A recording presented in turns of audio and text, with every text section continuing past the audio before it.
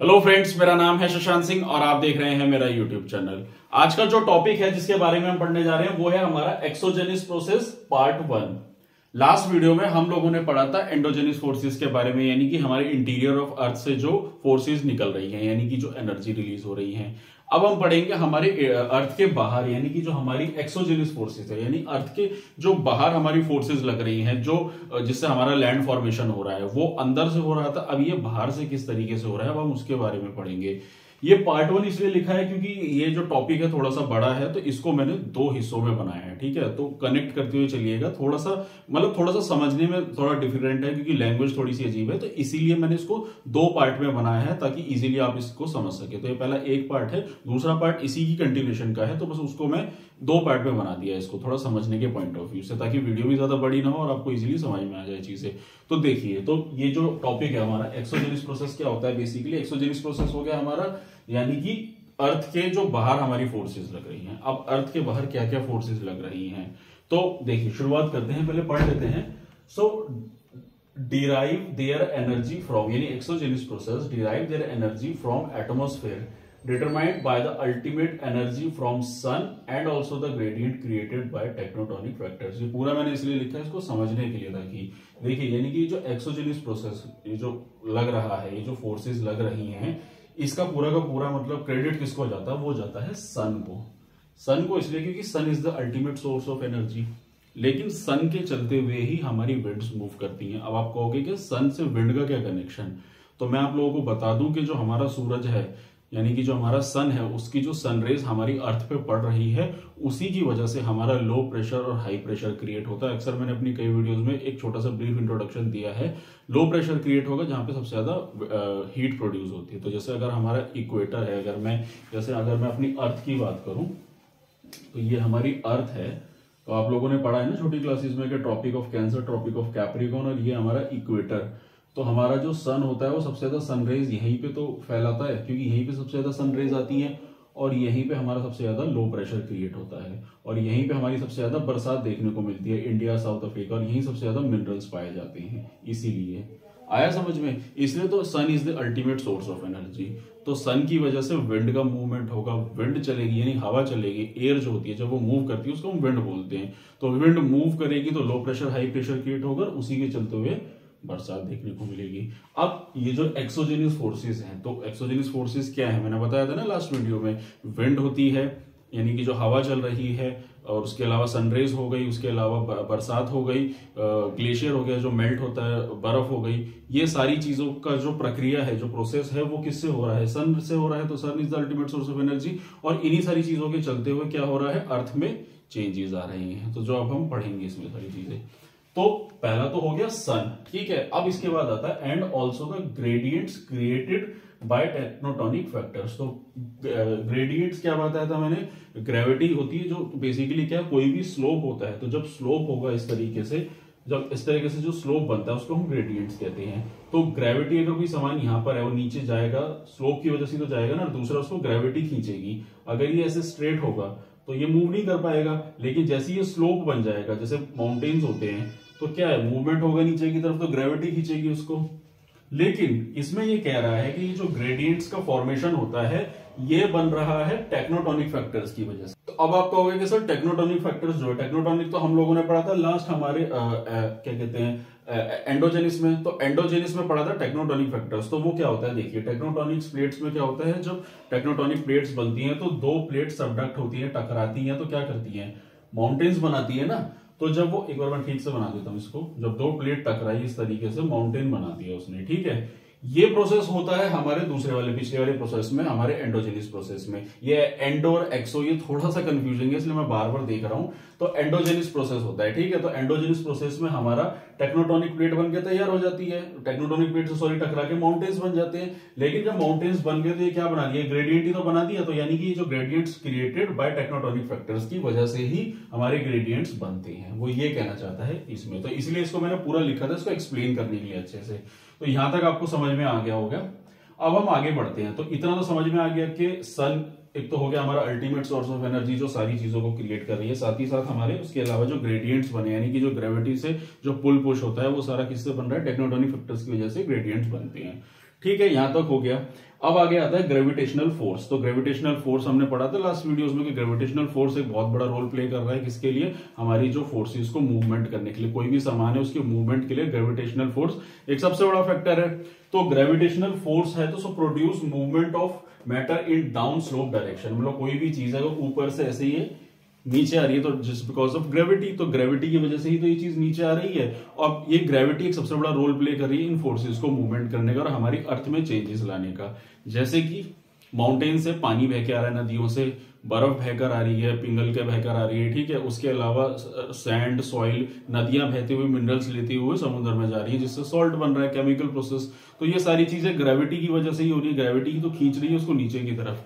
तो उसके अलावा अब आगे बढ़े हम, force applied per unit area called stress. अब ये स्ट्रेस सबसे इंपॉर्टेंट, इसमें एक वर्ड है जो स्ट्रेस आता है। स्ट्रेस क्या होता है, देखिए स्ट्रेस ये वाला स्ट्रेस नहीं, मानसिक स्ट्रेस जो लोग रोजमर्रा की जिंदगी में लेते हैं, ये स्ट्रेस होता है बेसिकली हमारे जितने भी, हमारे अर्थ के जितने भी मतलब वो है मटेरियल्स हैं उसके ऊपर जो फोर्स क्रिएट हो रहा है per unit area. Per unit area मतलब कोई एरिया है, अगर मान लीजिए इतनी जगह है उसके ऊपर एक पर्टिकुलर फोर्स लग रहा है, ठीक है, थोड़ा फिजिक्स का कॉन्सेप्ट है, तो वो जो फोर्स लग रहा है उसको हम बोलेंगे स्ट्रेस। ये स्ट्रेस लग रहा है, तो एक तरह से फोर्स लग रहा है एक पर्टिकुलर एरिया पे, वो जो स्ट्रेस क्रिएट हो रहा है उसी से हमारा क्या हो सकता है, इरोजन होगा, विदरिंग हो सकता है, ब्रेक हो सकता है। तो हम लोग क्या पढ़ रहे हैं, हम लोग जैसे ये एक्सोजेनिस है, मैंने एंडोजेनिस में क्या बताया, तो फॉर्मेशन होता है, और यहाँ पे क्या होता है, डिस्ट्रक्शन होता है, चीजें टूटती है, ब्रेक होती है या फिर कलेक्शन होगा, ठीक है। तो स्ट्रेस, तो बेसिकली स्ट्रेस से क्या होगा फिर, so induces a deformation due to pulling and pushing and this stress that break rocks and minerals. तो रॉक्स का टूटना होगा, जो ग्रेविटी खींच रही है, पुलिंग हो रही है, पुश हो रहा है, उसमें जो स्ट्रेस लग रहा है उसकी वजह से पत्थरों का क्या होगा, पत्थर टूटेंगे। जैसे कि आप मान लीजिए पत्थर है, उसके ऊपर हवा, पानी, ग्रेविटी भी उसको खींच रही है अपनी तरफ नीचे, तो ये खींचना हो गया, पुलिंग हो गया। तो ये सारी चीजों से चलते हुए क्या होता है, किसी चीज पर कंसिस्टेंटली टेम्परेचर पड़ रहा है, हवा, पानी, ये सारी चीजें बढ़ रही है जो अभी हम आगे पढ़ेंगे, उन सारी चीजों की वजह से क्या होता है, पत्थर भी ब्रेक होता है, ठीक है। मिट्टी है, मिट्टी सॉइल है, गीली मिट्टी है, अब उस पर धूप पड़े जा रही है, सारा पानी इवेपोरेट हो जाएगा। जैसे राजस्थान का एग्जांपल लीजिए, डेजर्ट है, वहां पे पूरा रेत क्यों है, वहां के सारे मॉलिक्यूल्स जो हैं उसके जो है अलग अलग हो जाते हैं, मॉलिक्यूल से मिलके ही तो हमारा मैटर बनता है ना।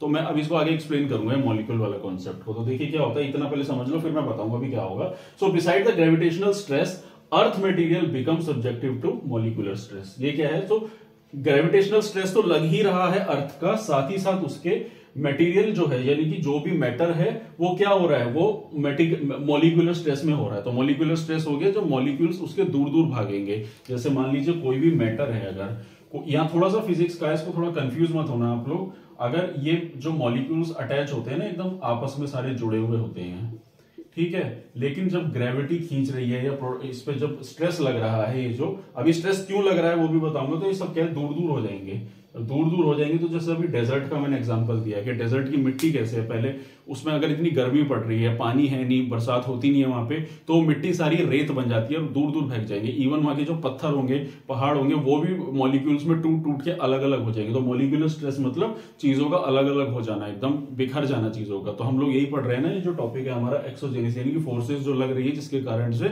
मटेरियल ब्रेक हो रहा है, ठीक है।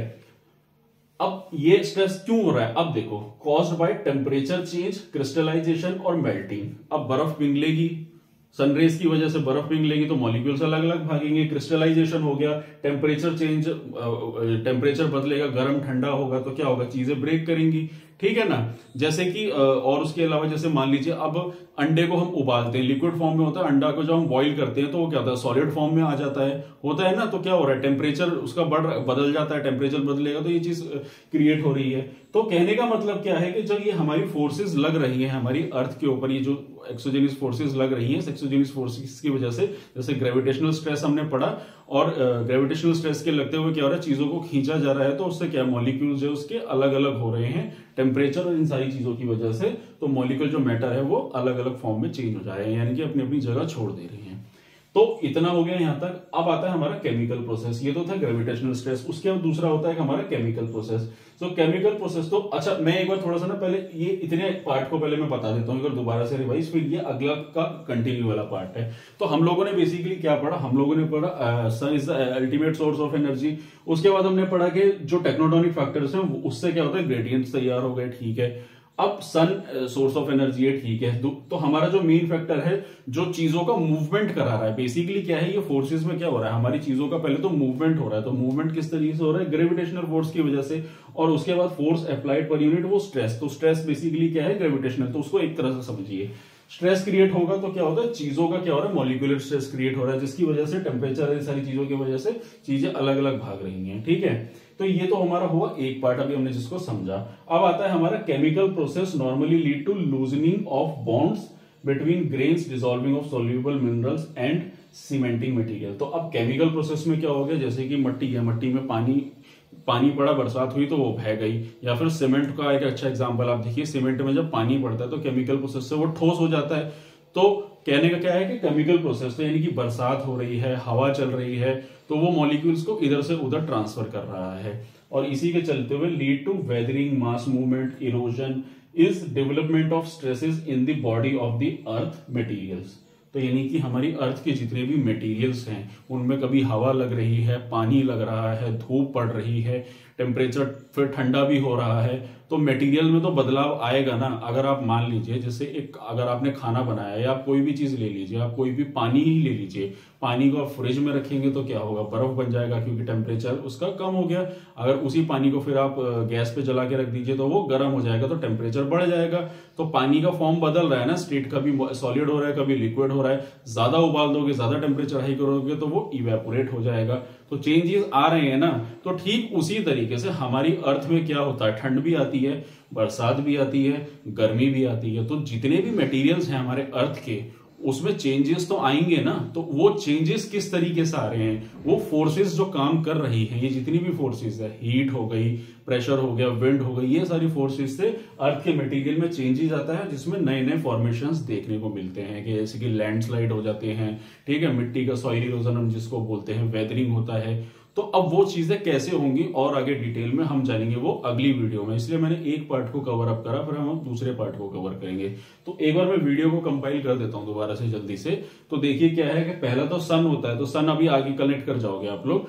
दूसरा क्या होता है, ग्रेविटेशनल फोर्स, एक सबसे बड़ा इंपॉर्टेंट फोर्स लग रहा है। जैसे लास्ट वाले टॉपिक में हमने क्या पढ़ा था कि हमारी इंटरनल फोर्सेस जो लग रही थी, ठीक है। यहाँ पे एक्सटीरियर फोर्सेस में सबसे पहले तो ग्रेविटेशनल फोर्स है जो खींच रही है कोई भी चीजों को। अब मान लो लैंडस्लाइड हो रहा है, तो लैंडस्लाइड क्यों हो रहा है, लैंडस्लाइड भी होने का कारण क्या है। अगर पहले तो बरसात हो गई, ठीक है, बरसात हुई, मिट्टी थी यहाँ पे, पेड़ पौधे कट गए, चलो ठीक है, पेड़ पौधे कटे तो जड़ों ने मिट्टी को रोक के रखते हैं। अब पेड़ पौधे नहीं है तो मिट्टी यहाँ पे थी, तो मिट्टी जब गीली होगी तो क्या होगी, लैंडस्लाइड हुआ, बरसात हुई, मिट्टी गीली हुई, तो अपनी जगह से वो मिट्टी सरक गई। और वो मिट्टी सरक के नीचे क्यों जा रही है, ऊपर तो जाएगी नहीं, क्यों, क्योंकि उसको ग्रेविटी खींच रही है।